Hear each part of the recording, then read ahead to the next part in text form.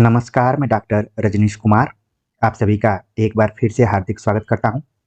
आज की video lecture में हम बात करेंगे एक प्रैक्टिस सेट के ऊपर, जो कि झारखंड पीजीटी हिंदी परीक्षा के दृष्टिकोण से हमने यहां पर तैयार करने का प्रयास किया है। लेकिन अगर देखा जाए तो हिंदी पट्टी से होने वाले जितने भी प्रवक्ता, असिस्टेंट प्रोफेसर के एग्जाम हैं, उनके दृष्टिकोण से भी ये प्रश्न बहुत ही महत्वपूर्ण और लाभदायक हो सकते हैं। देखने में ये प्रश्न आप सभी को आसान लग सकते हैं, लेकिन इस प्रैक्टिस सेट के माध्यम से मेरी कोशिश ये है कि यदि आसान प्रश्न आए और ट्रिकी प्रश्न आए, क्योंकि कई बार हम आसान सवालों को देखते हैं तो जल्दीबाजी में उसे हम पढ़ने में गलती करते हैं और गलती के बाद हमारा उत्तर भी गलत हो जाता है। उस समय हमें ये ज़्यादा खराब महसूस लगता है जब वो परीक्षा किसी खास नौकरी की दृष्टिकोण से हो, क्योंकि परीक्षा तो परीक्षा होती है। कोई ज़रूरी नहीं है कि पेपर बहुत कठिन हो तभी उस परीक्षा को परीक्षा माना जाए। कई बार आसान पेपर हाई कट ऑफ ले जाते हैं और जो सिलेक्शन होता है या फिर मेरिट होती है, वो हाई चले जाने के कारण बहुत सारे विद्यार्थी बाहर हो जाते हैं। तो इसलिए हर प्रश्न पत्र को, हर प्रश्न को आपको बहुत ही गंभीरता के साथ और ट्रिकी मानकर हल करने की जरूरत है, ताकि अगर आप आसान प्रश्न पत्र को हल करेंगे और उसमें मैक्सिमम प्रश्न आप चाहेंगे कि सही हो, तो आप सेफ जोन में होंगे। अन्यथा आप प्रतियोगी परीक्षा से बाहर रह सकते हैं। तो इसलिए इस पूरे क्वेश्चन पेपर में हम 100 सवालों पर बातचीत करेंगे और पूरे सिलेबस के मुताबिक हमने प्रश्नों को देखने का प्रयास किया है। उम्मीद है कि आप सभी को अच्छा लगेगा। तो चलते हैं, बात करते हैं पहले क्वेश्चन के ऊपर। पहला सवाल आप देख रहे हैं, पूछा गया कि मिस्टर अभिमन्यु नाटक के रचनाकार हैं। ऑप्शन दिया गया है लक्ष्मी नारायण लाल, लक्ष्मीकांत वर्मा, भारतेंदु हरिश्चंद्र, जगदीश चंद्र माथुर। 4 ऑप्शन दिए गए हैं। यदि आप कई महीनों से अलग अलग परीक्षाओं की तैयारी कर रहे हैं और उसमें से झारखंड पीजीटी के भी प्रतियोगी छात्र के रूप में आप हैं, तो तुरंत आपके दिमाग में आ गया होगा कि इसका सही जवाब क्या होगा। बिल्कुल, बहुत सारे विद्यार्थी सही जवाब दे रहे हैं कि ऑप्शन ए इसका सही जवाब है, लक्ष्मी नारायण लाल। ये प्रश्न थोड़ा सा और कठिनाई पैदा कर सकता था जब यहाँ पर लक्ष्मी नारायण मिश्र नाम करके ऑप्शन में चीज रहती, तो ये प्रश्न और थोड़ा सा ट्रिकी हो जाता। लेकिन लक्ष्मी नारायण लाल मिस्टर अभिमन्यु नाटक के रचनाकार हैं, इसलिए आपको ध्यान में रखना है कि लक्ष्मी नारायण मिश्र और लक्ष्मी नारायण लाल के कौन कौन से प्रमुख नाटक हैं, इनको आप अलग अलग नोट करके जरूर अपने दिमाग में रखिए। अगला प्रश्न है, आदिकाल के अंतर्गत सरहपा, लुइपा आदि कवि किस साहित्य से संबद्ध है। ऑप्शन दिया गया है रासो साहित्य, जैन साहित्य, सिद्ध साहित्य, लौकिक साहित्य। तो आप देख रहे हैं कि ऑप्शन में जितने भी साहित्य की बात की गई है, वे सभी साहित्य आदिकाल से रिलेटेड है, चाहे वो रासो हो, चाहे जैन हो, चाहे सिद्ध हो, चाहे लौकिक हो। अब जिन कवियों का नाम दिया गया है, तुरंत आप लोगों के दिमाग में बिल्कुल सही आ गया कि ये सिद्ध साहित्य इसका सही जवाब होगा। मेरी कोशिश है कि आप अगर परीक्षा हॉल में बैठे तो कैसे प्रश्नों को पढ़ना है, आराम से पढ़ना है और समझते हुए पढ़ना है। जल्दीबाजी बिल्कुल नहीं करना है, क्योंकि जब सरल प्रश्न होते हैं तो उसकी मेरिट हाई जाने की पूरी चांसेज होती हैं। अगला प्रश्न है, शब्द शक्ति के मुख्यतः कितने भेद हैं। ऑप्शन दिया गया 2, 3, 4, 5। देख रहे हैं ऑप्शन कि लगातार अंकों में दिए गए हैं। अब इसमें हमें सावधानी से ही रहना है। शब्द शक्तियों की जब भी बात की जाती है तो तुरंत दिमाग में आता है कि कुल 3 शब्द शक्तियों के बारे में बात की गई है, अभिधा, लक्षणा और व्यंजना। अगला प्रश्न है, आप देखेंगे ट्रिकी प्रश्न है। पूछा गया है रति, हास, शोक, क्रोध, भय आदि भावों की गिनती इनमें से किस भाव के अंतर्गत होती है। ऑप्शन दिया गया है अनुभाव, विभाव, स्थायी भाव, संचारी भाव। तो यहां पर थोड़ा सा आपको ठहर कर इसका जवाब देना पड़ेगा। बिल्कुल सही जवाब है ऑप्शन सी, स्थायी भाव के अंतर्गत है रति, हास, शोक, क्रोध, भय। अब इन भावों का यानी स्थायी भावों का संबंध किन रसों से है, वो सभी रस आपके दिमाग में आ गए। अगला प्रश्न यहां पर दिया गया है, प्रत्येक शब्द का संधि विच्छेद होगा। प्रतिधन ऐक्य, प्रतिधन ऐक्य, प्रतिधन इक्य, प्रतिधन एक। अब यहाँ पर देखिए संधि से सवाल आया है। हो सकता है कि कई विद्यार्थियों के दिमाग में आया कि पीजीटी हिंदी झारखंड में तो हमें कहीं व्याकरण दिखाई नहीं पड़ा, लेकिन एक पॉइंट दिया गया है मानक हिंदी व्याकरण। तो हिंदी व्याकरण लिख दिया है तो हो सकता है कि संधि समास तक भी बात पहुंचे, लेकिन सतर्कता के लिए इस प्रश्न को आप सभी जरूर देखिए। बातों ही बातों में इसका सही जवाब आप लोगों ने दे दिया कि ऑप्शन डी इसका सही जवाब है। प्रतिधन एक बराबर प्रत्येक, और कौन सी संधि होगी ये आपके दिमाग में छप गया होगा। अगला प्रश्न है, पूछा गया है कि जहां तक सद सके वाक्यांश के लिए एक शब्द है, यथा साध्य, यथा क्रम, यथा संभव, यथा योग्य। तो वाक्यांश के लिए एक शब्द क्या हो सकता है? चारों ऑप्शंस के बाद आपके मन में सवाल का उत्तर आने लगा होगा। बिल्कुल सही जवाब है ऑप्शन ए, यथा साध्य। देखिए यहां पर वाक्यांश के लिए एक शब्द पूछा गया है, लेकिन इसमें आप सभी बता सकते हैं कि कौन सा समास है। ठीक है, बिल्कुल बता सकते हैं। बहुत सारे विद्यार्थी कमेंट्स भी कर सकते हैं कि इसका सही जवाब मतलब कि समास के रूप में क्या होगा। हालांकि जहां तक सद सके वाक्यांश के लिए एक शब्द है यथा साध्य। अगला प्रश्न है, विभत्स रस का स्थायी भाव है। विभत्स रस का स्थायी भाव है निर्वेद, जुगुप्सा, शोक, क्रोध। तो रस अगर आप बढ़िया से पढ़े होंगे तो इसका आंसर तुरंत मन में आने लगा होगा। विभत्स का सही जवाब है यहाँ पर ऑप्शन बी, जुगुप्सा। बाकी निर्वेद किसका है, शोक किसका है, क्रोध किसका है? कई बार निर्वेद पूछा जाता है कि किस रस का स्थायी भाव है, कई बार परीक्षाओं में पूछा गया है। अगला प्रश्न है, निम्नलिखित में से कौन सी रचना मंगलेश डबराल की है? ऑप्शन दिया गया समर्पण, इस यात्रा में, पहाड़ पर लालटेन, पल्लव। तो मंगलेश डबराल समकालीन कवि के तौर पर इनको देखा जा सकता है। सही जवाब क्या होगा? इसका सही जवाब है ऑप्शन सी, पहाड़ पर लालटेन, मंगलेश डबराल की रचना है। अगला प्रश्न है, निम्नलिखित में से कौन सा साहित्यकार झारखंड का नहीं है? अनुज लुगुन, निर्मला पुतुल, जनसिता करकट्टा, वैद्यनाथ मिश्र। तो झारखंड का कौन सा साहित्यकार नहीं है? तो झारखंड विशेष हमने वीडियो लेक्चर बनाया हुआ था, उसमें झारखंड से जुड़े हुए साहित्यकारों पर हमने बात की थी। बिल्कुल सही जवाब इसका आप लोगों ने विकल्प के आधार पर ही बता दिया कि ऑप्शन डी इसका सही जवाब है। वैद्यनाथ मिश्र का संबंध झारखंड से नहीं है बल्कि बिहार से है। अब आपके दिमाग में आ गया होगा कि ये वैद्यनाथ मिश्र का और भी नाम है। मैंने मूल नाम यहाँ पर एक कवि का रख दिया है, कमेंट्स करके बता सकते हैं। चलते हैं, अगला प्रश्न है कि हाथ कंगन को आरसी क्या, इस लोकोक्ति का अर्थ है। हाथ कंगन को आरसी क्या, इस लोकोक्ति का अर्थ है। ऑप्शन दिया गया है अहंकार की बात नहीं करना, शक्तिमान की विजय, प्रत्यक्ष के लिए प्रमाण क्या, सिद्धांतहीन मनुष्य।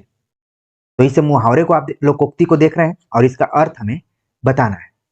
इसका सही जवाब है ऑप्शन सी, प्रत्यक्ष के लिए प्रमाण क्या, हाथ कंगन को आरसी क्या। इसका सही अर्थ है प्रत्यक्ष के लिए प्रमाण क्या। अगला प्रश्न है, निम्नलिखित में से कौन सा वाक्य शुद्ध है? आज का अवकाश देने की अनुग्रह करें, आज का अवकाश कृपया देने की कृपा करें, आज का अवकाश देने की कृपा करें, कृपया आज की अवकाश देने की कृपा करें। तो आप देख रहे हैं कि एक ही तरीके के चारों वाक्य हैं और इन चारों वाक्यों में से हमें बताना है कि कौन सा शुद्ध वाक्य है। तो सही जवाब इसका है इन वाक्यों में ऑप्शन सी, आज का अवकाश देने की कृपा करें। यह क्या है? शुद्ध वाक्य है। अगला प्रश्न है, लड़का किताब पढ़ रहा है, इस वाक्य में कौन सा पदबंध है? लड़का किताब पढ़ रहा है। ऑप्शन दिया गया कर्ता क्रिया, कर्ता क्रिया विशेषण, कर्ता कर्म क्रिया विशेषण, कर्ता कर्म क्रिया। तो लड़का किताब पढ़ रहा है, इस वाक्य में कौन सा पदबंध है? इसका सही जवाब है ऑप्शन डी, कर्ता कर्म क्रिया। लड़का कर्ता क्या कर रहा है? किताब पढ़ रहा है, तो इसको कर्म पढ़ रहा है क्रिया। ठीक है, तो इस तरीके से इसका सही जवाब होगा डी। अगला प्रश्न है, रीतिकालीन कवि भूषण की कविता का मुख्य संवेदनात्मक स्वर है। देखिए प्रश्न देखने में बहुत ही छोटा है, सामान्य है, लेकिन ऑप्शन आप देखिए उसी के हिसाब से आंसर देना है। भूषण की कविता का मुख्य संवेदनात्मक स्वर क्या है? श्रृंगारिक, व्यंग्यमूलक, प्रशस्तिपरक, कारुणिक। तो देखिए कई बार सवाल पूछा जाता है कि रीतिकालीन कविता में वीर रस से संबंधित कविताएं कौन लिखा करता था, लेकिन यहाँ देखिए विकल्प चेंज हुए, उसी चीज को घुमाकर पूछा गया है। सही जवाब है ऑप्शन सी, प्रशस्तिपरक भूषण की कविताओं का मुख्य संवेदनात्मक स्वर रहा है। अगला प्रश्न है, गीत फरोश किसकी रचना है? भवानी प्रसाद मिश्र, गोपाल दास नीरज, महादेवी वर्मा, हरिवंश राय बच्चन। बहुत ही छोटा और सरल सवाल यहाँ पर, रंगने में बस सावधानी रखना है। सही जवाब है ऑप्शन ए, भवानी प्रसाद मिश्र। गीत फरोश जो कि केबीएस में भी आपको पढ़ना था, एनसीईआरटी के बुक में भी ये मौजूद है, तो इंपॉर्टेंट रचना है। यहां तक कि यूजीसी नेट के पाठ्यक्रम में भी इसको रखा गया है। अगला प्रश्न है, नागार्जुन का वास्तविक नाम है?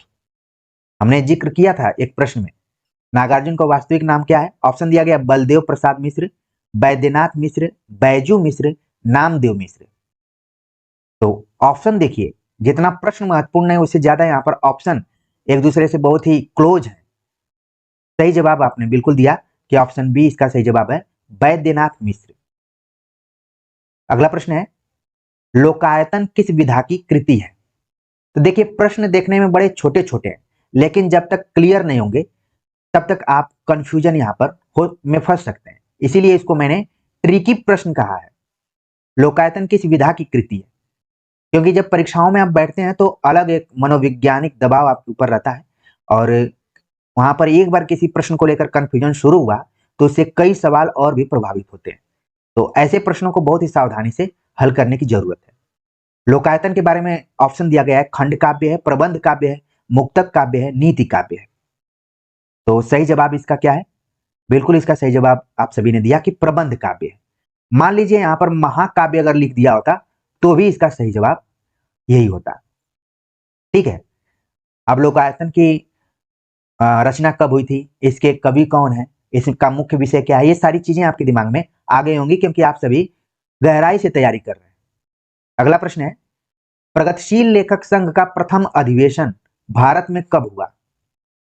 1934, 1950, 1936, 1947। प्रगतिशील लेखक संघ, जिसको कि शॉर्ट फॉर्म में प्रलेस भी कहा जाता है, और इसका प्रथम अधिवेशन हुआ सन 1936 ईस्वी में, जिसके अध्यक्ष के तौर पर थे प्रेमचंद। उन्होंने अध्यक्षीय भाषण दिया था साहित्य का उद्देश्य नाम से। तो ये सारी कहानियां आप अपने दिमाग में जरूर ध्यान में रखें। अगला प्रश्न आप देखेंगे तो बड़ा ही अलग ढंग का प्रश्न है, देखने में छोटा है लेकिन मेरिट निर्धारित करने में यह अपनी अहम भूमिका निभा सकता है। पूछा गया है, अष्टछाप के कवियों में किनमें पिता पुत्र का संबंध था? अब आपने तो पढ़ा होगा कि अष्टछाप के संस्थापक कौन थे, कब इसको स्थापित किया गया, लेकिन यहां पर देखिए थोड़ा सा अलग ढंग का सवाल पूछा गया कि उन कवियों में पिता पुत्र का संबंध किससे था? ऑप्शन दिया गया नंद दास कृष्णदास, कुंभन दास चतुर्भुज दास, परमानंद दास कृष्णदास, गोविंद स्वामी चित स्वामी। तो इस तरीके से ऐसे प्रश्न को थोड़ा सा ट्रिकी माना जा सकता है। इसका जो सही जवाब यहाँ पर है, बहुत सारे विद्यार्थियों के दिमाग में आ गया होगा, ऑप्शन बी, कुंभन दास चतुर्भुज दास, पिता पुत्र का संबंध था। ये वही कुंभन दास हैं जिन्होंने कहा था, सीकरी जाने से इनकार कर दिया था और कहा था कि आवत जात पनैया टूट गई, बिसर गयो हरिनाम, संतन को कहा सीकरी। ये वही कुंभन दास है। अगला प्रश्न है, किस संत ने विदेशी आक्रमणकारियों के विरुद्ध आवाज उठाई?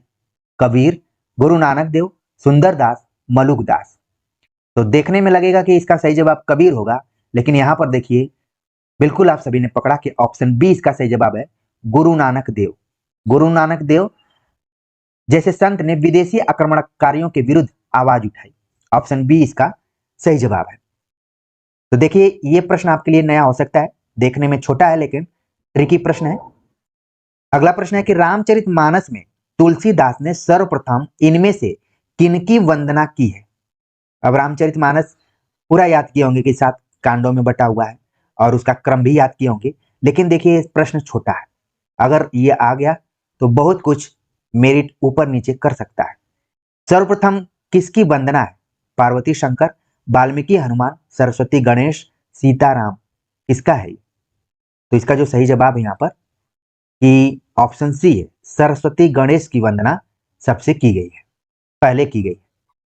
अगला प्रश्न है, विष्णु प्रभाकर कृत आवारा मसीहा किस गद्य विधा की रचना है? अच्छा, एक चीज आप लोगों ने देखा होगा, अगर यहाँ बहुत अनुभवी विद्यार्थी जुड़े होंगे जो कई बार परीक्षाओं में बैठे होंगे, तो आवारा मसीहा किसी न किसी रूप में घूमते फिरते जरूर परीक्षा में पूछा जाता है। इसके बिना ऐसा लगता है कि पेपर को पूरा नहीं माना जाता है। तो देखिए आवारा मसीहा क्या है? आत्मकथा, जीवनी, यात्रा वृत्तांत, रिपोर्टाज, इसमें से क्या है हमें बताना है। तो इसका जो सही जवाब है आप लोगों के दिमाग में आ गया कि ये जीवनी है। अब किसकी जीवनी है वो भी दिमाग में आ गया होगा। एक इससे बड़ा तथ्य है कि इसको लिखने में 14 वर्ष लिखे थे, ये महत्वपूर्ण तथ्य है, इसको भी ध्यान में रख सकते हैं। अगला प्रश्न है, हिंदी प्रदीप पत्रिका के संपादक थे। बहुत ही छोटा सवाल है लेकिन महत्वपूर्ण है। हिंदी प्रदीप पत्रिका के संपादक कौन? ऑप्शन दिया गया, प्रताप नारायण मिश्र, अंबिका दत्त व्यास, बालकृष्ण भट्ट, राधा चरण गोस्वामी। तो तुरंत आपके दिमाग में आ गया होगा कि ये जो भी पत्रिका ये भारतेंदु योगीन पत्रिका है और इसके संपादक कौन रहे? हिंदी प्रदीप के संपादक, बिल्कुल सही जवाब ऑप्शन सी, बालकृष्ण भट्ट। अगला प्रश्न है, ब्योमकेश दरवेश, ब्योमकेश दरवेश इनमें से किसकी जीवनी है? ऑप्शन दिया गया है, नंदुलारे वाजपेयी, रामविलास शर्मा, हजारी प्रसाद द्विवेदी, फणीश्वर नाथ रेणु। ब्योमकेश दरवेश, विश्वनाथ त्रिपाठी इसके रचनाकार हैं। ठीक है, तो किसके बारे में यह बात कही गई है, किसकी जीवनी है? तुरंत आप लोगों ने दिमाग अपना दौड़ा लिया और इसका बिल्कुल सही जवाब है हजारी प्रसाद द्विवेदी। इसी तरीके से विश्वनाथ त्रिपाठी ने एक और रचना लिखी है, खेती बाड़ी, गुरु जी की खेती बाड़ी। अगला प्रश्न है, इनमें से किसका मत भुक्तिवाद कहलाता है? यानी कि इस प्रश्न को देखते हुए आपका दिमाग जरूर उस दिशा में पहुंच गया होगा, रस सूत्र की तरफ। अगर ऐसे ऐसे आप कोरिलेट कर कर अपनी तैयारी करेंगे तो आपको बहुत ही आनंद आएगा, आपको लगेगा कि हाँ हमारी तैयारी कंप्लीट है।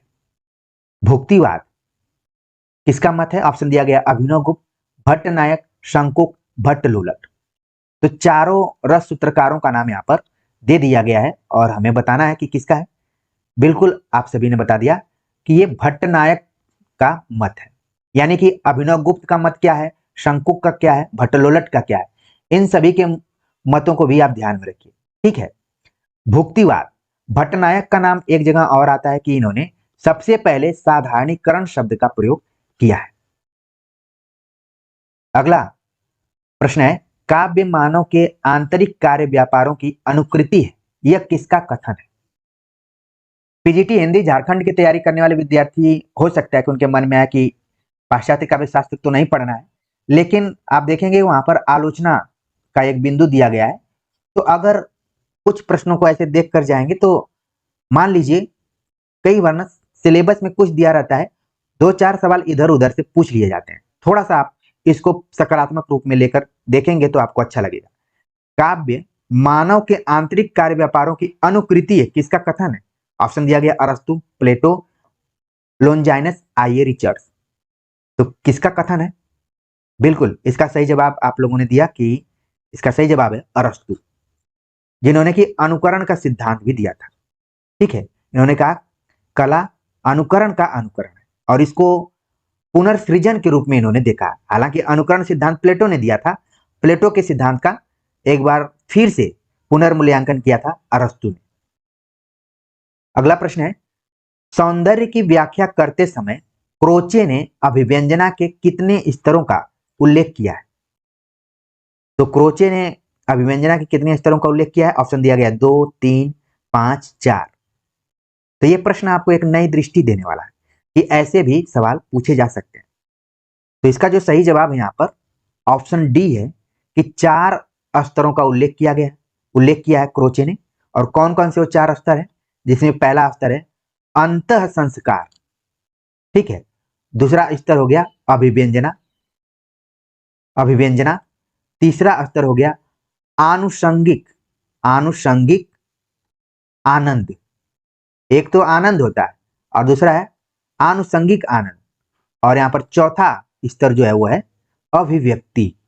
अभिव्यंजना के ये 4 स्तर निर्धारित किए थे क्रोचे। ठीक है, चलते हैं आगे, बात करते हैं अगले प्रश्न पे। पूछा गया एक लोकोक्ति यहाँ पर पूछी गई है, गंगा गए गंगादास, जमुना गए जमुना दास।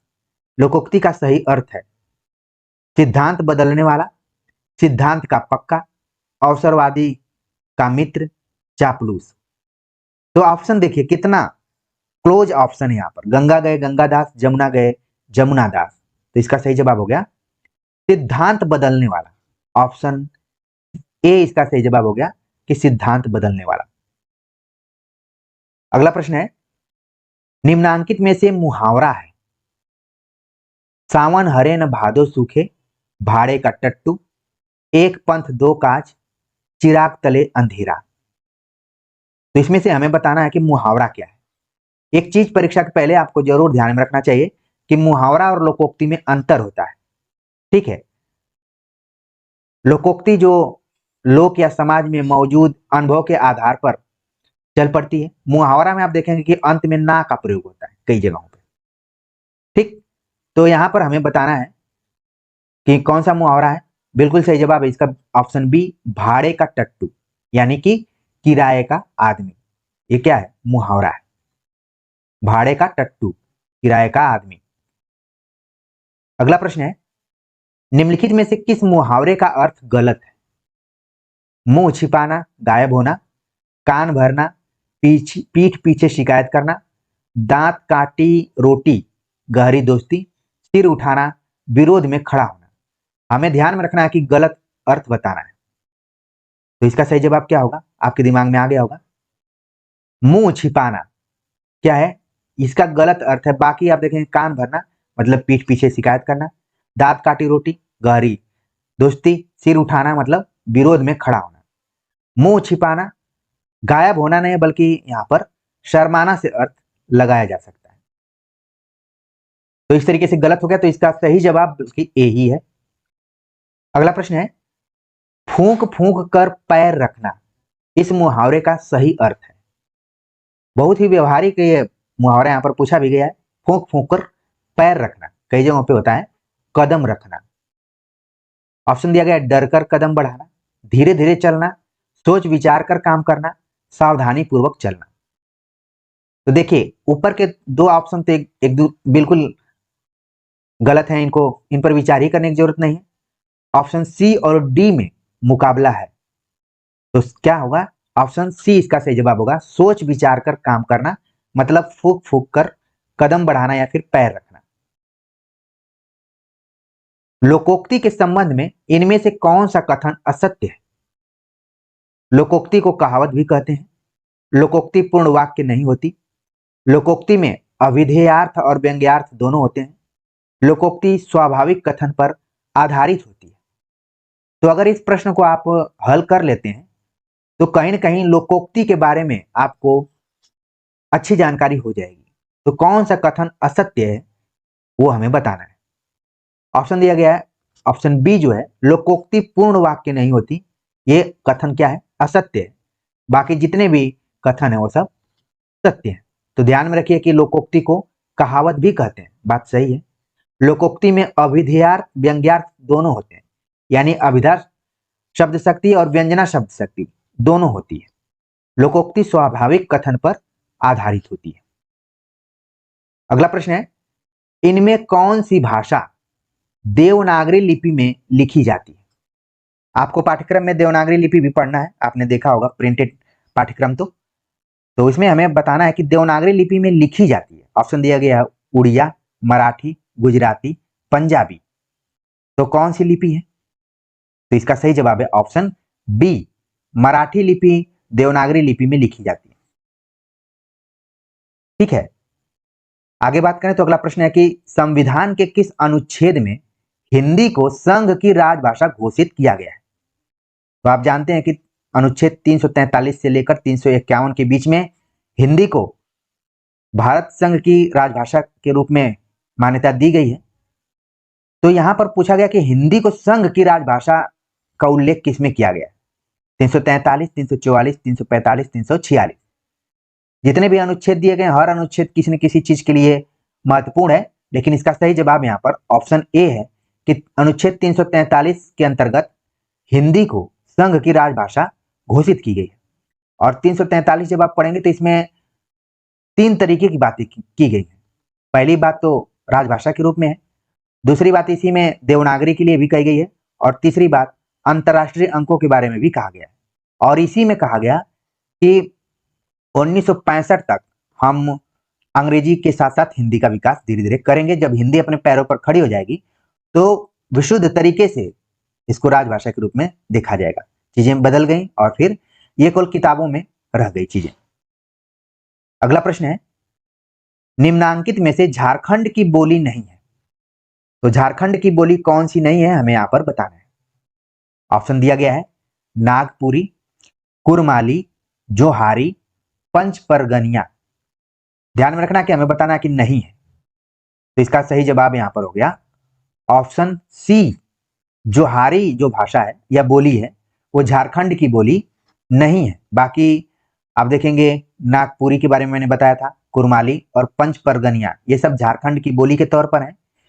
देखने में कई बार आप देखेंगे आदिवासी लोग बोलते हैं जय जोहार, तो हो सकता है कई विद्यार्थियों को लगेगा कि जोहारी तो 100% झारखंड की होगी, नागपुरी हो सकता है कि महाराष्ट्र की हो, लेकिन ये तथ्य क्या हो जाएगा, गलत हो जाएगा।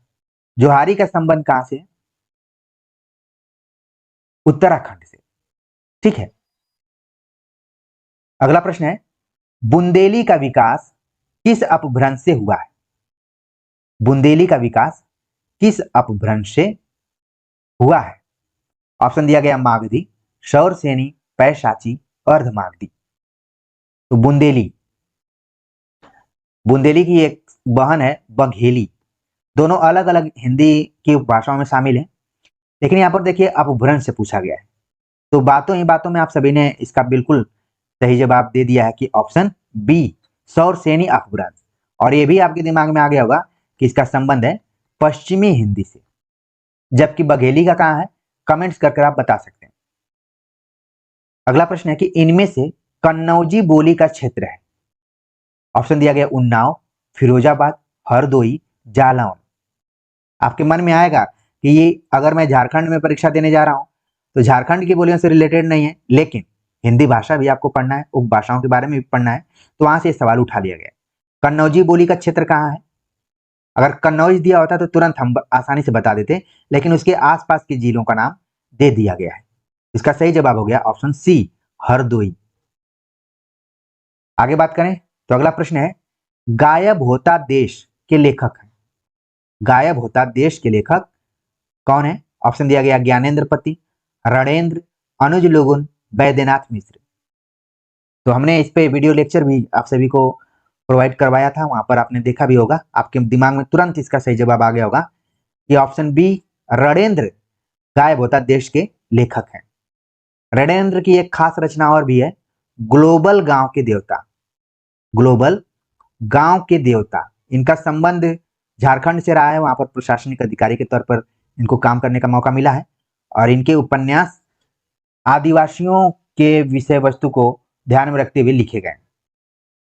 अगला प्रश्न है, किसे निराला परंपरा का कवि कहा गया है? निम्नलिखित में से किसे निराला परंपरा का कवि कहा गया है? ऑप्शन दिया गया है अनुज लुगुन, रणेंद्र, ज्ञानेंद्र पति, इनमें से कोई नहीं।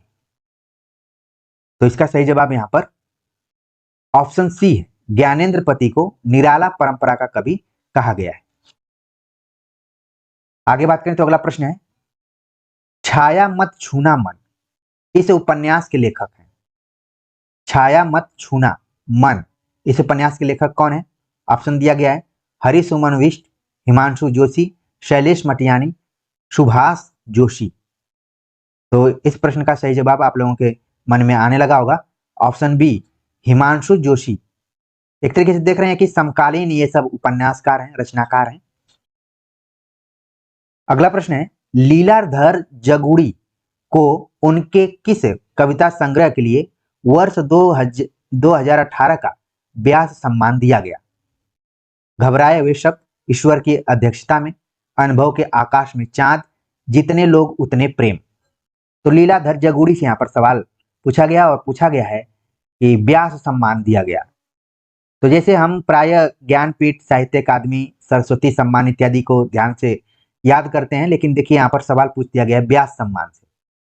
थोड़ा बहुत आप लोग परीक्षा से पहले जितने भी सम्मान हैं हिंदी साहित्य में उनको जरूर एक बार रिवाइज करके जाइएगा, जिससे कि 2-4 क्वेश्चन आपके सही हो जाए। इसका सही जवाब है ऑप्शन डी, जितने लोग उतने प्रेम। एक चीज आपको ध्यान में रखना है कि जितनी भी रचनाएं दी गई हैं सब लीलाधर जगूड़ी की लिखी गई हैं। आगे बात करें तो अगला प्रश्न है, ब्रज भाषा के श्रृंगारी कवियों की परंपरा में इन्हें अंतिम प्रसिद्ध कवि समझना चाहिए। रामचंद्र शुक्ल ने यह तथ्य किस कवि के बारे में लिखा है? देख रहे हैं बहुत ही सामान्य छोटा प्रश्न है, लेकिन ट्रिकी प्रश्न है। अगर मान लीजिए यहाँ पर रामचंद्र शुक्ल नहीं लिखा रहता और कवि के स्थान पर आलोचक का नाम पूछा गया होता, तो मुझे पूरी उम्मीद है कि जो विद्यार्थी मुझसे कई महीनों से, वर्षों से जुड़े हुए हैं, वो इस ट्रिक से समझ गए होते कि कई बार आचार्य रामचंद्र शुक्ल कवियों के नाम नहीं लेते हैं, बल्कि सर्वनामों का प्रयोग ज्यादातर करते हैं। तो ब्रज भाषा के श्रृंगारी कवियों की परंपरा में इन्हें अंतिम प्रसिद्ध कवि समझना चाहिए। आचार्य शुक्ल ने किस कवि के बारे में कहा है? ऑप्शन दिया गया ठाकुर, द्विजदेव, ग्वाल, बोधा। तो इसका सही जवाब क्या होगा? ऑप्शन बी इसका सही जवाब है, द्विजदेव। तो आप सभी एक कमेंट्स कर और बताइएगा कि द्विजदेव का पूरा नाम क्या है। यह भी सवाल पूछ लिया जाता है, ठीक है। चलिए आगे बात करते हैं। साहित्य दर्पण किसकी रचना है? साहित्य दर्पण किसकी रचना है? ऑप्शन दिया गया है पंडित राज जगन्नाथ, आचार्य विश्वनाथ, मम्मट, अभिनव गुप्त। तो बहुत ही सरल सवाल है ये, और इसको बस टिक करके आगे बढ़ जाना चाहिए। आचार्य विश्वनाथ इसका सही जवाब है, साहित्य दर्पण। ठीक है, साहित्य दर्पण कितने भागों में बटा हुआ है ये भी सवाल पूछ लिया जाता है।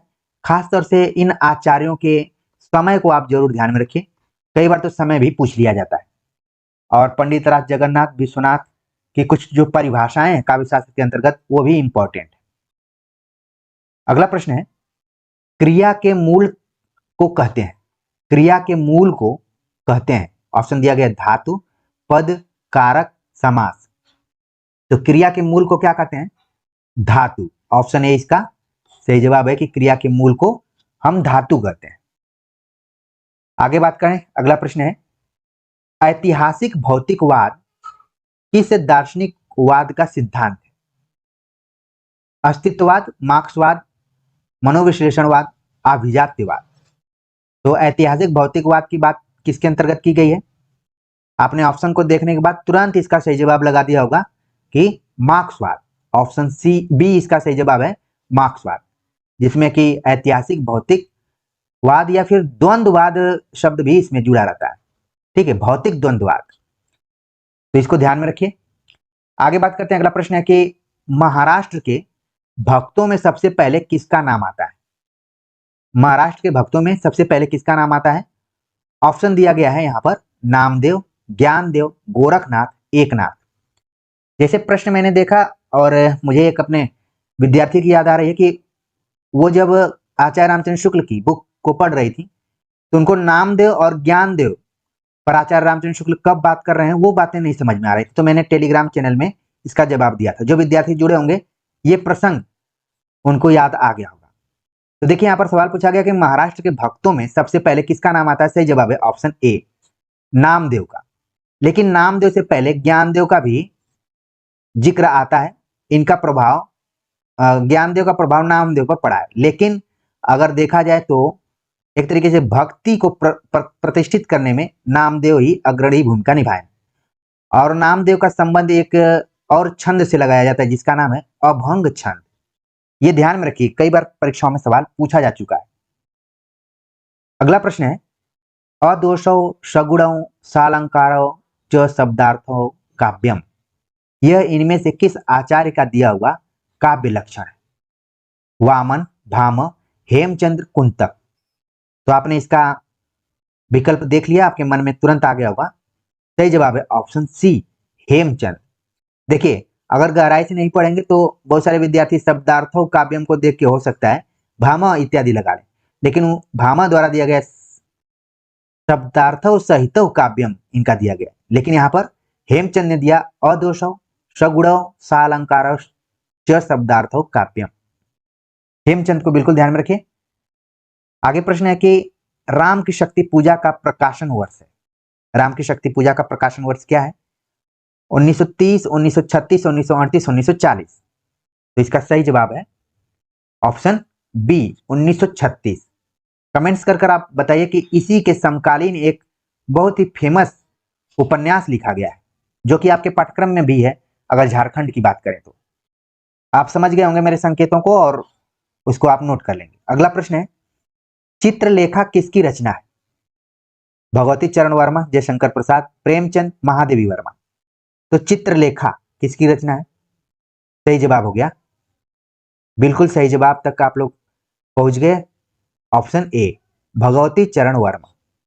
यहां तो चित्रलेखा लिखा गया है, तो ये किस विधा में, इसको भी आप ध्यान में रख सकते हैं।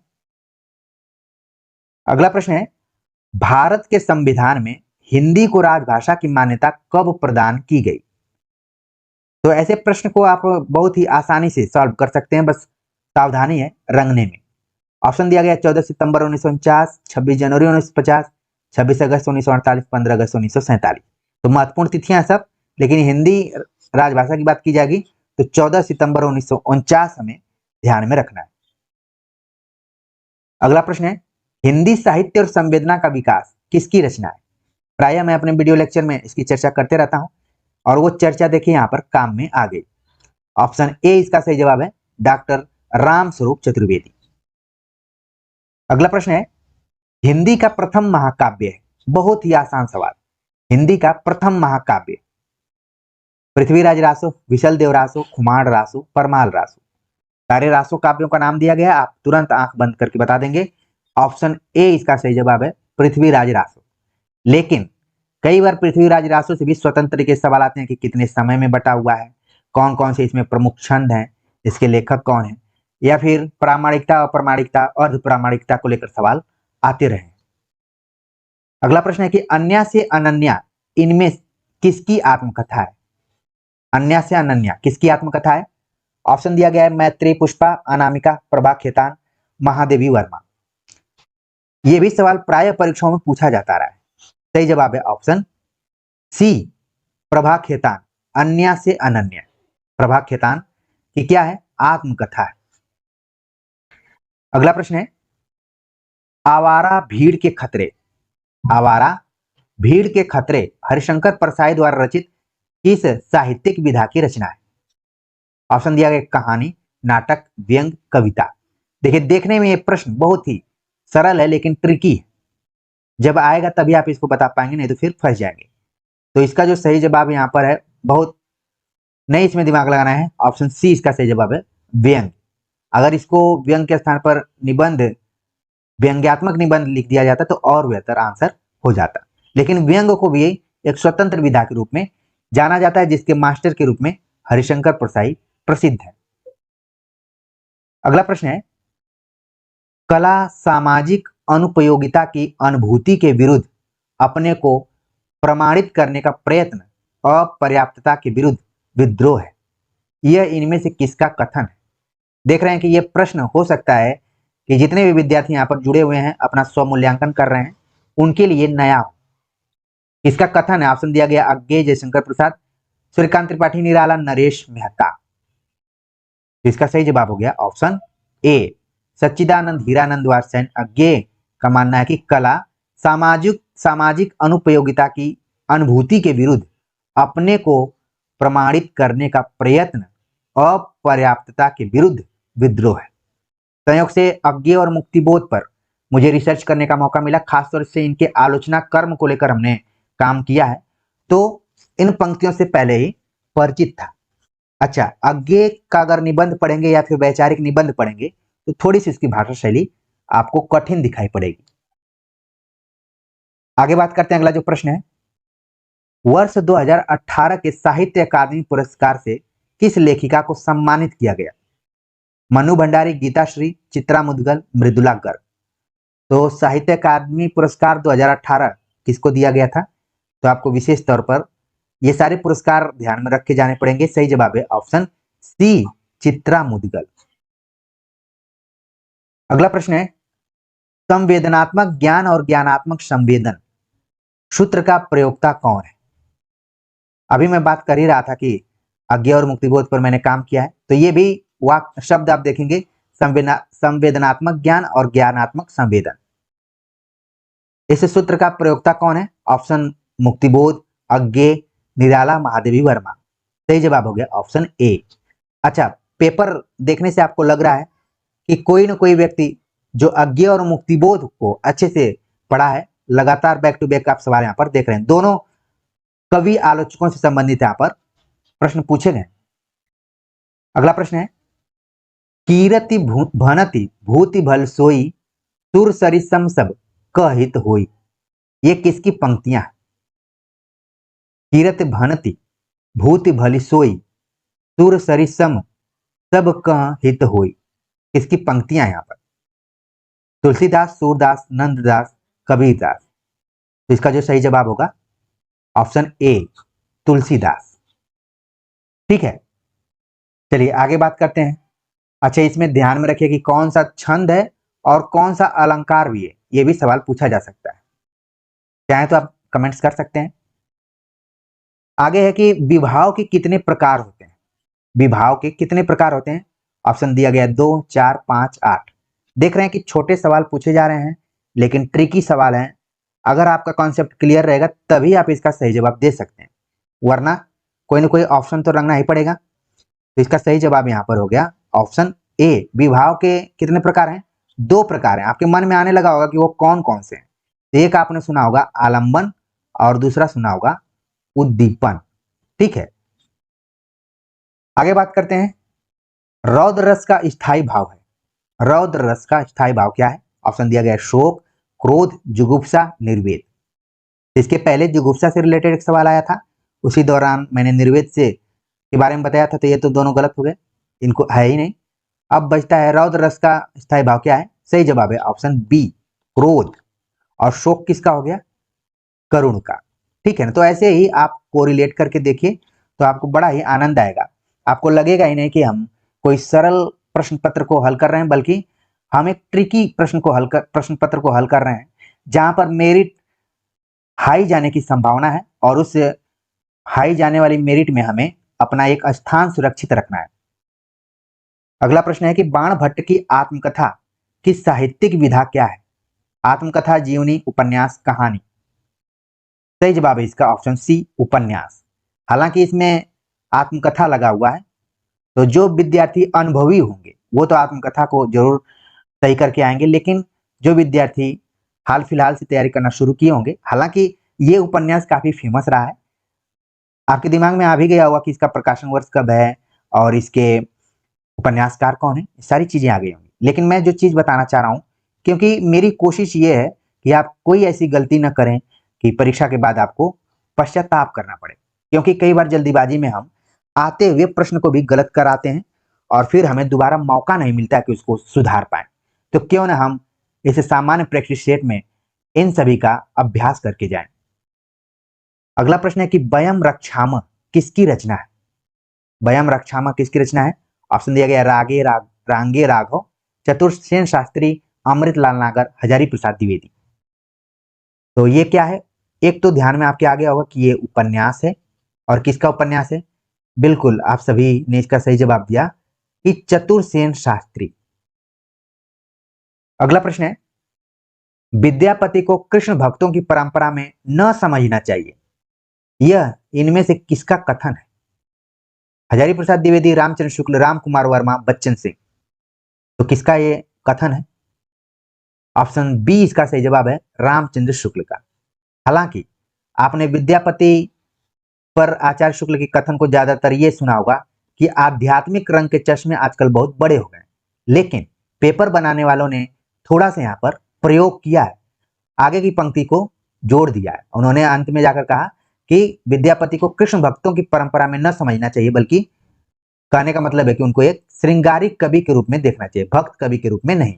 तो हो सकता है आगे सवाल पूछा जाए कि आचार्य रामचंद्र शुक्ल ने विद्यापति को किस प्रकार का कवि माना है। सही जवाब हो जाएगा श्रृंगारी।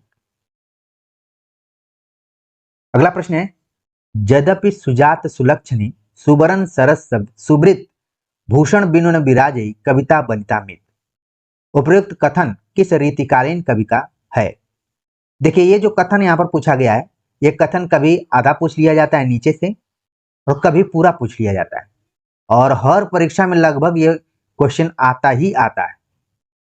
ऑप्शन दिया गया केशवदास चिंतामणि, भूषण मतीराम।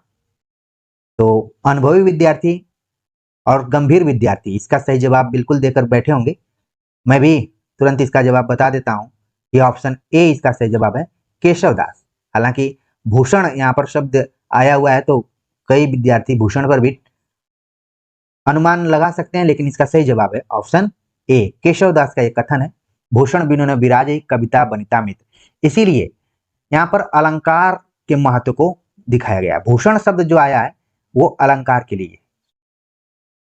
आगे बात करें तो अगला प्रश्न है, अयोध्या सिंह उपाध्याय हरिऔध की कृति प्रिय प्रवास में राधा का परंपरा से एक भिन्न रूप भी है, वह है विरहिणी नायिका का, प्रेयसी का, समाज सेविका का, ग्रामीण बाला का। तो प्रिय प्रवास से यहाँ पर देखिए किस तरीके से सवाल घुमाकर पूछ लिया गया। अक्सर इसके प्रकाशन वर्ष से पूछ लिया जाता है, या फिर पूछा जाता है कि खड़ी बोली का पहला महाकाव्य कौन सा है। लेकिन इस बार देखिए इसके विषय वस्तु से सवाल यहाँ पर पूछ लिया गया कि राधा एक भिन्न रूप में चित्रित की गई है, वो रूप कौन सा है। चारों ऑप्शन देखने के बाद आप प्रतीक्षारत होंगे कि मैं बताऊं कौन सा आंसर है। सही जवाब है ऑप्शन सी, समाज सेविका के रूप में। ठीक है, और कृष्ण भक्त कवियों में देखेंगे तो उनको प्रेमिका के रूप में देखा गया है, लेकिन हरिऔध ने एक नया प्रयोग करते हुए राधा को समाज सेविका के रूप में देखा है। अगला प्रश्न है, देसिल बयाना सब जन मिठा ते तैसन जमपहो अवहट्टा, ये काव्य पंक्तियां किस आदिकालीन कवि की रचना से हैं। चंद बरदाई, विद्यापति, अमीर खुसरो, जगनेक। तो ये भी प्रश्न कई बार परीक्षाओं में पूछा जा चुका है, खासतौर से यूजीसी नेट में, और महत्वपूर्ण प्रश्न है ये। तो सही जवाब है ऑप्शन बी, विद्यापति।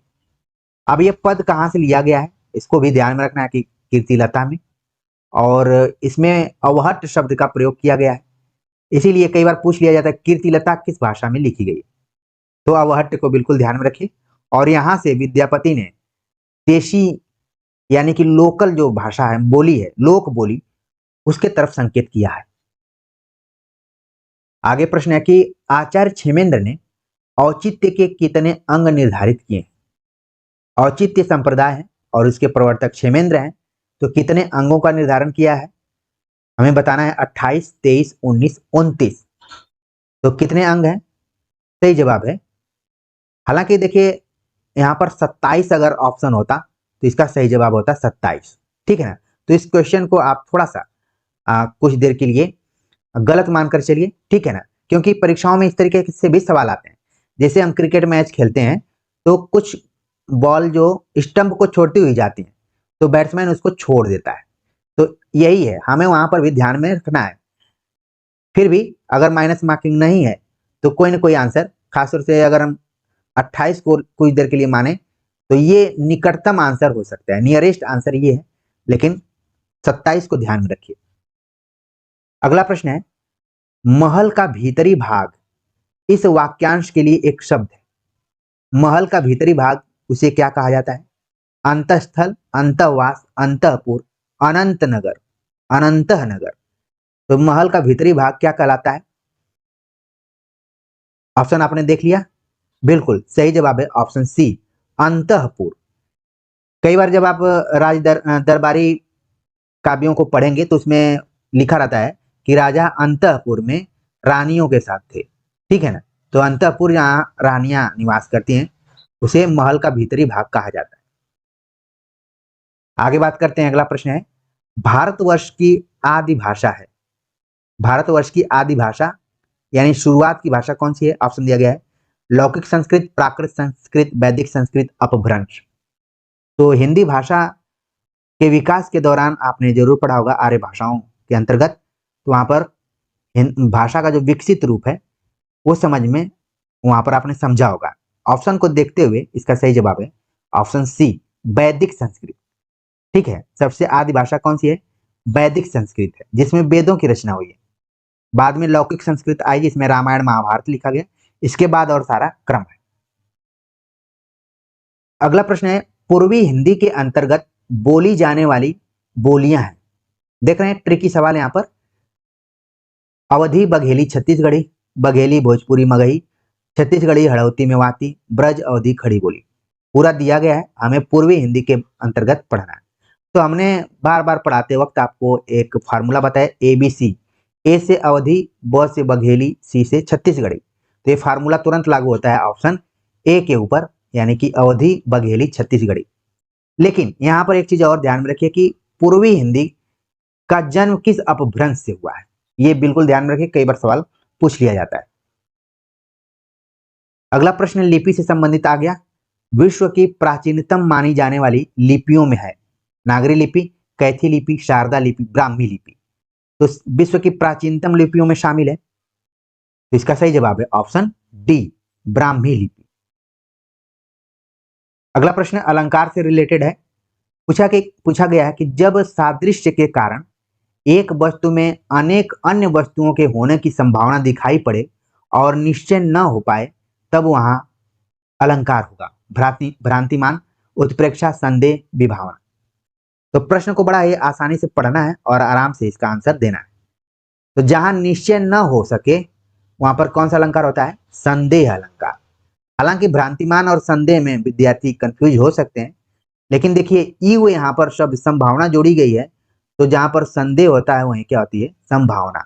भ्रांतिमान में क्या होता है कि निश्चय हो जाता है। मान लीजिए रस्सी रखी गई है और कोई इसको सांप समझ रहा है, तो उस रस्सी को ही सांप मानकर वहां से निकल गया है। लेकिन मान लीजिए सांप है और किसी को लग रहा है कि वो रस्सी है, तो वो जाकर उसको तुरंत पकड़ लेता है। मतलब वो ये निश्चित मानकर चलता है कि रस्सी है। बाद में हो सकता है उसका परिणाम अलग हो। लेकिन संदेह में क्या होता है कि पता ही नहीं चलता है कि सारी बीच नारी है, किनारी बीच सारी है, कि सारी ही किनारी है, किनारी ही की सारी है। ये बड़ा ही फेमस उदाहरण है, जब हम बचपन में पढ़ा करते थे तो इसको याद करते थे। आप लोग भी याद किए होंगे। सही जवाब है ऑप्शन सी। ये जो हमने नारी सारी बीच नारी है, आपने इस प्रसंग को भी याद रखा होगा कि कब का है।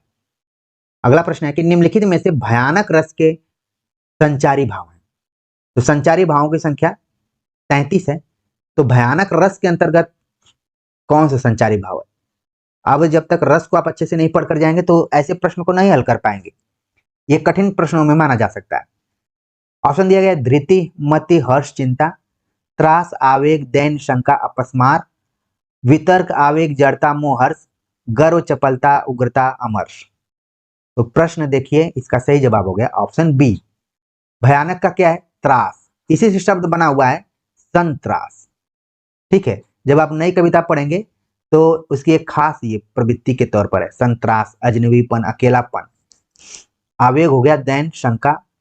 इस शब्द को जरूर ध्यान में रखिए कि ये भयानक रस के संचारी भाव के तौर पर है, क्योंकि बहुत ही कम प्रयुक्त किया जाता है।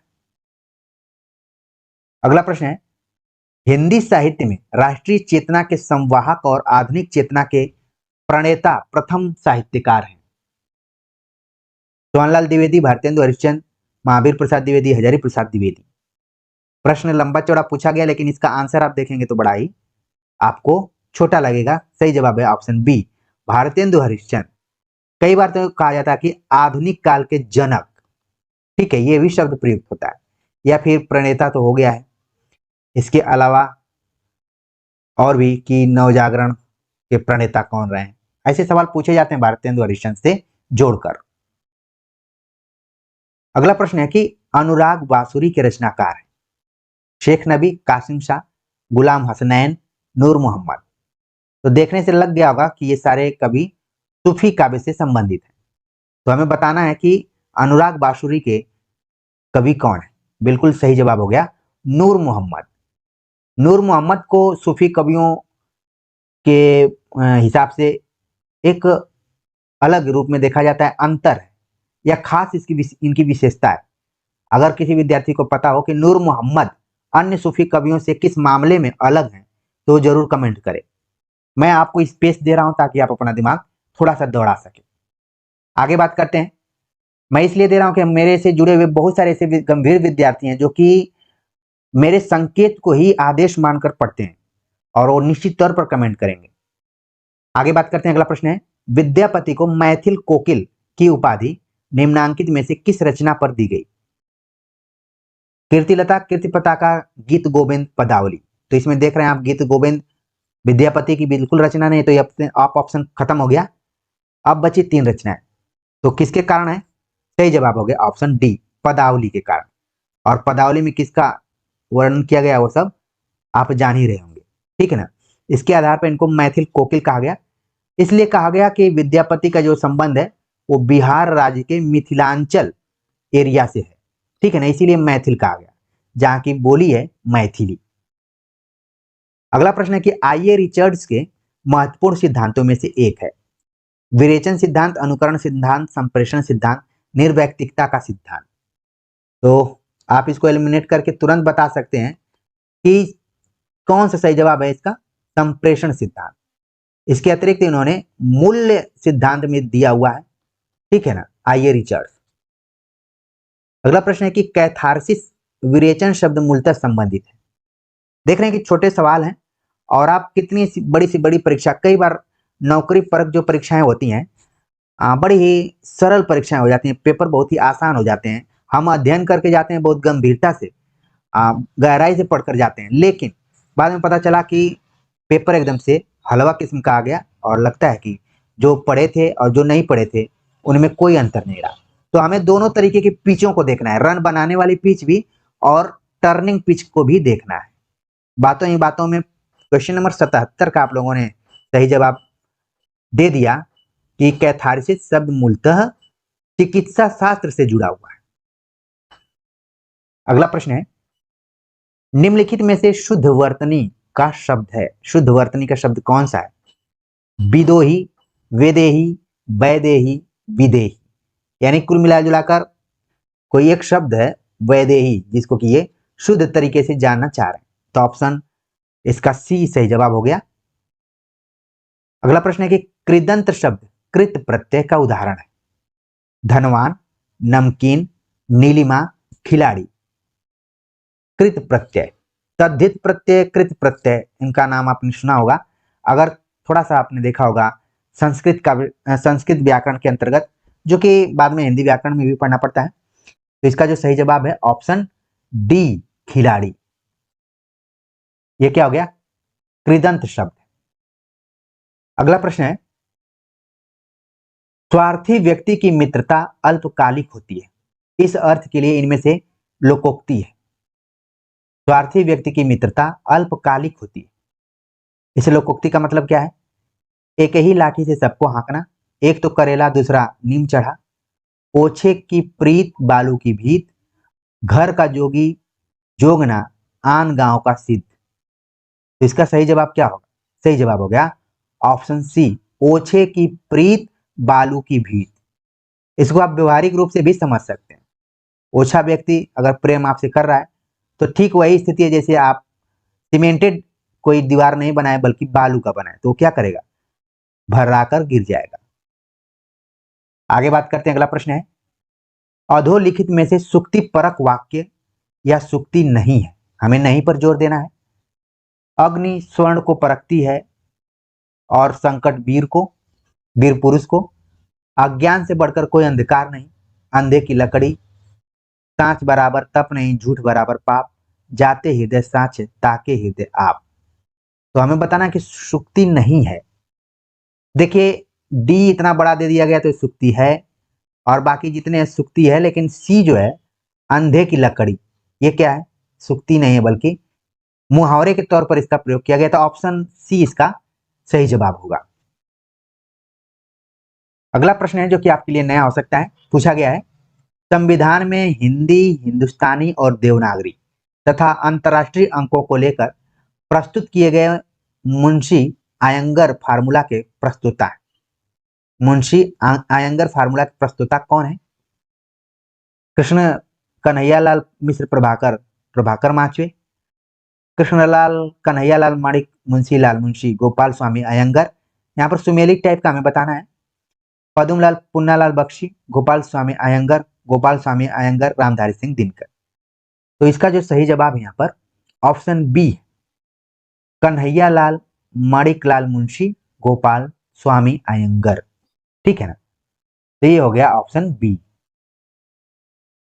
अगला है कि स्रोत या उत्पत्ति के आधार पर शब्दों के भेद हैं। स्रोत या उत्पत्ति के आधार पर शब्दों के भेद है, ये हिंदी का मानक व्याकरण के अंतर्गत ये सब आ जाएगा आपका। ऋण योग, यौगिक योग ऋण, विकारी अविकारी, एकार्थी अनेकार्थी, समानार्थी विलोम, तद्भव तत्सम देशज विदेशज। तो आप देख रहे हैं कि ऑप्शन जो चारों दिए गए हैं वो किसी न किसी रूप में शब्दों के भेद हैं, लेकिन हमें बताना है कि स्रोत या उत्पत्ति के आधार पर कौन सा है। तो सही जवाब हो गया ऑप्शन डी, तद्भव तत्सम देशज विदेशज। बाकी आप देखेंगे तो कोई रचना के आधार पर है, कोई इतिहास को ध्यान में रखकर है। ठीक है, अगला प्रश्न है कि निम्नलिखित में से अयादि संधि का उदाहरण नहीं है। अयादि संधि का उदाहरण नहीं है। ऑप्शन दिया गया नायक, नायिका, नाविक, वागीश। अयादि संधि विकल्पों को देखने के बाद मन में सही आंसर आने लगा होगा। बिल्कुल इसका सही जवाब है ऑप्शन, अयादि संधि का उदाहरण नहीं है। हमें नहीं पर जरूर ध्यान रखना है। ऑप्शन डी हो गया वागीश। ये क्या है, व्यंजन संधि है और हो गया वाकधन ईश। ठीक है, तो सही जवाब है ऑप्शन डी। सिया राम मैं सब जग जानी, करहूं प्रणाम जोरि जुग पानी। उपयुक्त पंक्ति में तुलसीदास ने किस दार्शनिक सिद्धांत की व्यंजना की? तो पहले तो समझ में आ गया कि पंक्ति किसकी है, वो तुलसीदास की है। अब इसमें हमें दार्शनिक सिद्धांत के बारे में बताना है। तो जब तुलसीदास को पढ़ते हुए आपने पढ़ा होगा तो तुलसीदास के दर्शन को जरूर पढ़ा होगा।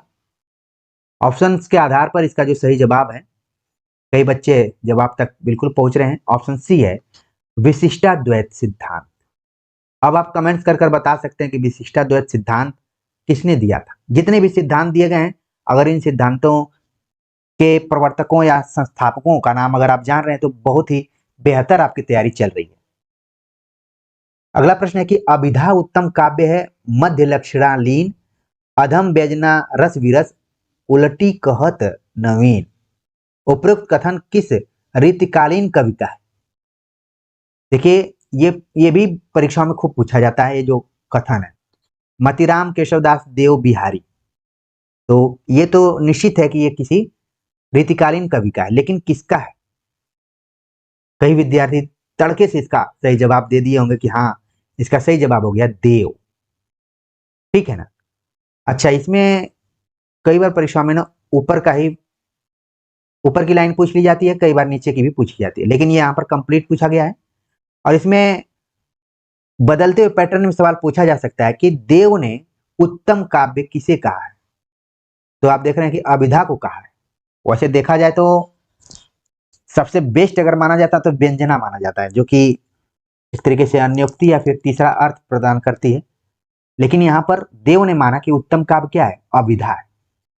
तो इस प्रश्न में आप देख रहे हैं कि शब्द शक्तियों पर भी कहीं ना कहीं बात की गई है। जैसे आप देख रहे हैं अभिधा, लक्षणा और व्यंजना, तीनों शब्द शक्तियों पर यहाँ पर चर्चा एक ही प्रश्न में कर ली गई है। अगला प्रश्न है कि काव्य दोष का लक्षण बताने वाली आचार्य विश्वनाथ की उक्ति है, यानी कि काव्य दोष पर विचार करते हुए विश्वनाथ ने कौन सी बातें कही हैं? ठीक है, गुण विपर्यात्मनो दोषा, रसापकर्षका दोषा, मुख्यार्थ हति दोषा, उद्वेग जनको दोषा। देखिए ये थोड़ा आपके लिए नया प्रश्न हो सकता है। तो विश्वनाथ जी ने क्या कहा था? इसका सही जवाब हो गया ऑप्शन बी, रसापकर्षका दोषा। विश्वनाथ की उक्ति है काव्य दोष को परिभाषित करते हुए, यानी कि उसके लक्षण को बताते हुए। अगला प्रश्न लंबा थोड़ा सा पूछा गया कि निम्नलिखित में से माधुर्य गुण का उदाहरण नहीं है। बिनती सुन लो हे भगवान, हम सब बालक हैं नादान, मंद मंद मुरली बजावत अधर धरे, मंद मंद निकस्यो मुकुंद मधुवंते, नील सरोरु श्याम, तरुण अरुण वाजी नयन, करहूं सुमम उर्धाम, सदा क्षीर सागर शयन। मधुमय बसंत जीवन वन के, वह अंतरिक्ष की लहरों में, कब आए तुम चुपके से, रजनी के पिछले पहरों में। देखिए यहाँ पर जो भी पंक्तियां दी गई हैं या फिर वाक्य दिए गए हैं वो किसी न किसी कवि के हैं, उन्हीं को उठा लिया गया है। हमें बताना है कि माधुर्य का उदाहरण नहीं है। तो प्रश्न लंबा है, आपने ठीक से पढ़ा होगा। सही जवाब हो गया ऑप्शन ए। माधुर्य का उदाहरण ए वाला नहीं है। विनती सुन लो हे भगवान, हम सब बालक हैं नादान। इसमें एक तरीके से देखा जाए तो शांत रस या फिर इसमें प्रसाद गुण कहा जा सकता है। अगला प्रश्न है, निम्नलिखित में से एक छायावाद की प्रवृत्ति नहीं है, वह है। छायावाद की प्रवृत्ति कौन सी नहीं है?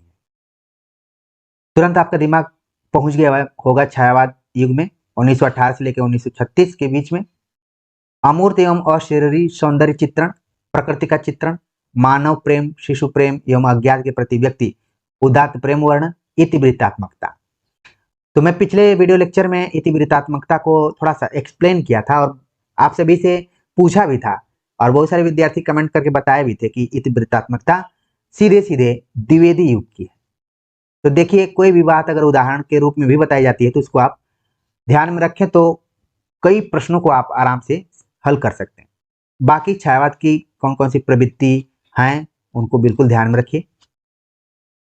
अगला प्रश्न है, लोनजाइनस के अनुसार इनमें से महान काव्य का उत्पत्ति कारक है। लोनजाइनस का सिद्धांत उदात्त का सिद्धांत है। उसी में से हमें पूछना है कि महान काव्य का उत्पत्ति कारक क्या है। ऑप्शन दिया गया क्षुद्रता, अल्पज्ञता, आत्मिक भव्यता, कटुता। तो 5 तरीके की बातों की चर्चा लोनजाइनस ने किया है, उसमें से हमें इन विकल्पों में से एक बताना है और इसका जो सही जवाब हो गया ऑप्शन सी, आत्मिक भव्यता। नई कविता की अवधारणा से संबंधित कविता के नए प्रतिमान पुस्तक के रचनाकार। नई कविता के संबंध में कविता के नए प्रतिमान, ऑप्शन दिया गया है नामवर सिंह, रघुवीर सहाय, धर्मवीर भारती, लक्ष्मीकांत वर्मा। अच्छा, इन प्रश्नों को आप देखेंगे तो आपको लगेगा कि इनका लेबल तो सीईटी का है, लेकिन जिस प्रश्न पर मैं बात कर रहा हूं इस प्रश्न को हल करके न जाने कितने लोग आज नौकरी कर रहे हैं। तो नौकरियों में भी कई बार ना सामान्य क्वेश्चन पूछ दिए जाते हैं और ये सामान्यतः कई बार जैसे क्रिकेट मैच में हम फुल टॉस पर भी आउट हो जाते हैं, एलबीडब्ल्यू हो जाते हैं या फिर क्लीन बोल्ड हो जाते हैं, और नहीं तो बैट ठीक से नहीं अगर लगाते हैं तो कैच आउट भी हो जाते हैं। तो नई कविता वाला जो प्रश्न है यहाँ पर, क्योंकि ऑप्शन में देखिए नामवर सिंह भी दिया हुआ है, लक्ष्मीकांत वर्मा दिया है, इन दोनों की किताबें एक दूसरे से मिलती जुलती हैं, इसीलिए मैं थोड़ा सा यहाँ पर टाइम ले रहा हूँ। कविता के नए प्रतिमान के रचनाकार हैं नामवर सिंह। लक्ष्मीकांत वर्मा कौन लिखे हैं? इन्होंने लिखा कि नई कविता के प्रतिमान, यहाँ पर है कविता के नए प्रतिमान, उलट दी गई ये बात। तो इसका सही जवाब हो गया ऑप्शन ए। अगला प्रश्न है कि हिंदी साहित्य के रसवादी आचार्य हैं राजशेखर, नगेंद्र, आनंदवर्धन, क्षेमेंद्र। तो यहाँ पर देखिए बड़ा ही ट्रिकी सवाल पूछा गया, बहुत ही ट्रिकी सवाल है ये। रसवादी आचार्य पूछा गया है लेकिन हिंदी साहित्य का पूछा गया है। सही जवाब हो गया ऑप्शन बी। बाकी आप नाम देख रहे हैं सब किससे हैं? संस्कृत साहित्य के हैं। चांद का मुंह टेढ़ा है काव्य संग्रह के रचनाकार हैं गिरिजा कुमार माथुर, अज्ञेय, धर्मवीर भारती, गजानन माधव मुक्तिबोध। तो एक चीज तो आपको ध्यान में रखना है कि अब जिस भी परीक्षा की तैयारी करें तो अज्ञेय मुक्तिबोध को थोड़ा सा क्लियर करके जरूर जाएं, क्योंकि 3 से 4 सवाल इन दोनों से संभावित हैं। चांद का मुंह टेढ़ा सही जवाब है ऑप्शन डी। अब ये कब प्रकाशित हुआ था, इसकी भूमिका किसने लिखी थी, हमने यूजीसी नेट की तैयारी कराते समय बताई हुई है। अगला प्रश्न है कि निम्नलिखित में से छायावादी कवि नहीं है। तो बहुत ही आसान प्रश्न है, बस हमें ध्यान में रखना है। सही जवाब हो गया ऑप्शन ए, मैथिली शरण गुप्त, जो कि कहां से हैं? द्विवेदी युग से है। जन्म मरण से भय, वैराग्य, तत्वों और शास्त्रादि के चिंतन से उत्पन्न होने वाले रस का नाम है। अद्भुत रस, शांत रस, करुण रस, विभत्स रस। तो देखिए सीधे सीधे यहाँ पर रस से संबंधित सवाल नहीं पूछा गया, बल्कि कुछ लक्षण दिए गए हैं और पूछा गया है कि जन्म मरण से भय, वैराग्य, तत्वों और शास्त्रादि के चिंतन से उत्पन्न होने वाला रस कौन सा है? सही जवाब हो गया ऑप्शन बी, शांत रस। ठीक है, आगे बात करते हैं। अगला प्रश्न है बहुत ही बेहतरीन प्रश्न। हिंदी साहित्य जगत में मिश्र बंधु नाम से विख्यात लेखकों में सम्मिलित है। जब भी आप हिंदी साहित्य का इतिहास लेखन पढ़ेंगे, इतिहास लेखन की परंपरा पढ़ेंगे, तो मिश्र बंधु विनोद का नाम आता है और उसके लेखक है मिश्र बंधु। और ये तीनों भाई हिंदी साहित्य जगत में अपना बड़ा योगदान दिए हैं। विकल्प में दिया गया गणेश बिहारी, श्याम बिहारी मिश्र, कृष्ण बिहारी मिश्र। ठीक है, देखिए तो इसमें सही जवाब हो गया ऑप्शन डी, गणेश बिहारी मिश्र, श्याम बिहारी मिश्र, सुखदेव बिहारी मिश्र। इनको ध्यान में रखिए, GSS। बाकी अगर मान लीजिए ये प्रश्न पूछने का पैटर्न थोड़ा सा अलग हो गया है, लेकिन कई बार मिश्र बंधु का नाम देकर पूछ लेता है इनमें से कौन शामिल नहीं है, तो इसमें कहीं ना कहीं कृष्ण बिहारी मिश्र का नाम डाल देता है। आप पिछले साल के क्वेश्चन पेपर को देखेंगे तो मेरी बात से सहमत होंगे। अगला प्रश्न है कि मुझे तोड़ लेना वन माली, उस पथ पर देना तुम फेंक, मातृभूमि पर शीश चढ़ाने, जिस पथ जावे वीर अनेक। तो पंक्ति को पढ़ते हुए आपके दिमाग में तुरंत आ गया होगा कि इसका तो सही जवाब हो गया ऑप्शन सी, माखनलाल चतुर्वेदी। और कविता भी आपके दिमाग में आ गई होगी, पुष्प की अभिलाषा। ध्यान में रखना है, फूल की अभिलाषा नहीं है बल्कि पुष्प की अभिलाषा है। रीति संप्रदाय के प्रवर्तक आचार्य, ऑप्शन दिया गया वामन, मम्मट, भामह, दंडी। तो रीति संप्रदाय संबंध किसका है? सही जवाब है ऑप्शन ए, वामन। दोहा किस प्रकार का छंद है? दोहा किस प्रकार का छंद है? वर्णिक, वर्णिक छंद, मात्रिक सम, मात्रिक अर्ध सम, मात्रिक विषम। तो दोहा आपने पढ़ा होगा, दोहा और सोठा, 13-11, 11-13। तो कंफर्म करके एकदम जाना है कि इसमें 13-11 है, किसमें 11-13 है। और दोहा किस प्रकार का छंद है? ठीक है, तो इसका सही जवाब हो गया ऑप्शन, दोहा का सही जवाब हो गया ऑप्शन सी। ठीक है, ये मात्रिक अर्ध सम है। अगला प्रश्न, महाकाव्य कामायनी में निहित दर्शन है। कामायनी के 3 सर्गों को आप सभी को पढ़ना है। ठीक है, श्रद्धा, लज्जा को पढ़ना है और ईड़ा को। तो कामायनी में निहित दर्शन कौन सा है? वेदांत दर्शन, चारवाक दर्शन, अरविंद दर्शन, प्रदभिज्ञा दर्शन। आपके पाठ्यक्रम में जैसा कि मैंने बताया कि है, सही जवाब है ऑप्शन डी, प्रतिभिज्ञा दर्शन।